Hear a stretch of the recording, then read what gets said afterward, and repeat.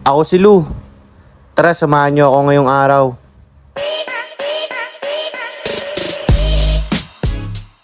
So yo, what up mga par? Alam nyo na, walang iba. Nandito na naman tayo sa panibago nating vlog. And ngayon nga pala ay may nagpadala sa atin ng pagkain na ating i-food review mga par. So gaya ng nakita nyo sa intro, ito ay isang menudo at pininyahang manok. And again, isa nga sa nagpadala sa atin ito, isa sa ating mga followers. So ito nga pala siya.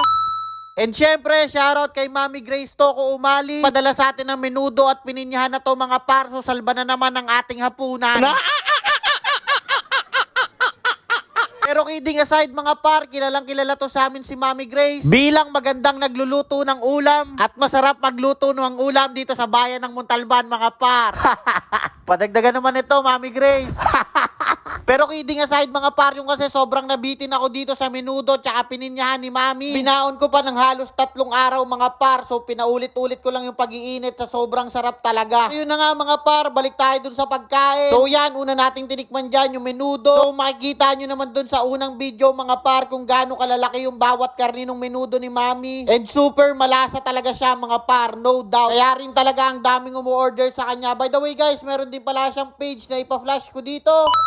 Para in case sa gusto nyo ring umorder at tikman yung mga niluluto niyang ulam, pwede nyo siyang i-message dyan mga par. So yan naman yung pininyahan mga par, kitang-kita nyo naman kung gaano kalalaki yung karne. And may kasama pa yung itlugan mga par, sobrang solid nun. And nga pala guys, ngayon na lang ulit ako nakatikim ng pininyahan na may totoong itlugan. Kasi commonly, puro sarsa na lang talaga and puro pampalasa na lang yung nilalagay mga par. One more thing pala na nagustuhan ko dito sa pininyahan ni Mami Grace is that napaka-creamy nung sarsa niya mga par. So kahit na yung sarsa lang iulam mo sa kanin, sure bula kung sira diet mo dito para sa sobrang sarap. And nga pala guys, kung tinatamad pala kayo magluto tuwing may mga handaan o okasyon, pwede nyo rin siyang i-message kasi they are offering catering food na i-deliver na lang nila sa inyo mga par. Basta taga Montalban lang kayo mga par. And di lang basta menudo, tsaka pininyahan yung mga niluluto nila mga par. So ipapalabas ko pa dito katulad nito.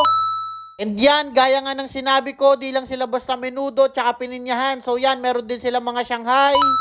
At napakarami pang putahe na pwede nilang lutuin para sa inyo mga par. Pwede kayong umorder sa kanila katulad nung pinadala sa akin, which is via tab mga par. So nakalagay sa isang tab, microwavable tab yung order nyo. So that is their short order. Uulitin ko kung kailangan nyo ng mga pagkain sa mga okasyon nyo sa mga buhay-buhay, pwede nyo siyang i-message mga par. So yan, ipa-flash ko ulit dito yung pwede nyong i-message para sure na makapag-order kayo sa kanila mga par. So yan nga pala, ganyan karami yung isang tab mga par. Actually, 3 pa kami naghati-hati dyan sa isang tab lang mga par. Pero ang dami pa rin talagang natira at nakapagbaon pa ako ng ulam kinabukasan mga par. Talagang sulit na sulit yung bayad nyo dito mga par yan. Kitang-kita nyo naman yung itlog dyan mga par, tsaka yung laki ng karne. And yun nga, gaya ng sinabi sa akin ni Mami, sobrang tagal din nila to kung sangkotsahin. Kaya sure ball na malinis at masarap yung pagkain na makukuha nyo at matitikman sa kanila mga par. Yan mga par, kita nyo naman, tuloy na tuloy lang tayo sa pagbakbak natin dyan. Kasi ewan ko kung ako lang, yung sarap na sarap sa paghalo ng kanin na bahaw dun sa sarsa ng ulam natin mga par, sobrang solid talaga nun. And yun guys, so if you need someone to cook for you, just sit there inbox mga par, sobrang solid talaga niyan, di kayo magsisisi sa binayad nyo. Talagang sure bula kung uulit at uulit kayo dyan mga par. And kung isa ka sa mga naghahanap ng ulam ngayon mga par, i-PM mo na siya kasi baka may available sila ngayon. And siguro dito ko natatapusin yung vlog mga par. Again, salamat sa pag-follow ng ating page. Please, paki-follow na rin itong TikTok natin.